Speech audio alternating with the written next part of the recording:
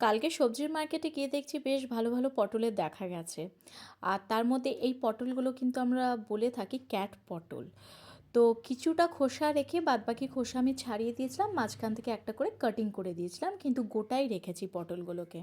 রেসিপিটা খুবই ইজি, খুবই সিম্পল ওয়েতে হয়েও যায়, খেতে কিন্তু দারুণ লাগে। তো এখানে নিয়েছি 2 থেকে 3 চামচের মতন ভিজিয়ে রাখা পোস্ত, তার সঙ্গে 3টে কাঁচা লঙ্কা। ঝালটা কিন্তু সম্পূর্ণ নিজের টেস্ট অনুযায়ী, বাট পোস্তর সঙ্গে কাঁচা লঙ্কাটা পেস্ট করে দেখো, খেতে কিন্তু দারুণ লাগে, একটু অন্যরকম টেস্ট লাগে। তো পটলগুলোকে সর্ষে তেলে বেশ ভালোভাবে ভেজে নিয়েছিলাম, সাইড থেকে তেলটাকে তুলে নিয়েছিলাম, মানে বাকি তেলটাকে তুলে নিয়েছিলাম। তাতে অ্যাড করলাম ওই 1/2 চামচের মতন 5 ফোড়ন, তাতে শুকনো লঙ্কা অ্যাড করলাম। তো সাইডেই কিন্তু শুকনো লঙ্কা 5 ফোড়নটাকে ভেজে নিয়েছিলাম। কম সময়ের মধ্যে কিন্তু রান্নাটা হয়েও যায়, জানো তো, গরম ভাতের সঙ্গে খেতে কিন্তু দারুণ লাগে। তো সব কিছু একসাথে খুব ভালোভাবে মিশিয়ে দিয়েছি, আর তাতে অ্যাড করলাম 2 থেকে 3 চামচের মতন বেটে রাখা পোস্ত। পোস্তটাকে দিয়ে খুব ভালোভাবে কিন্তু গোটা পটলের সঙ্গে মিশিয়ে দিতে হবে।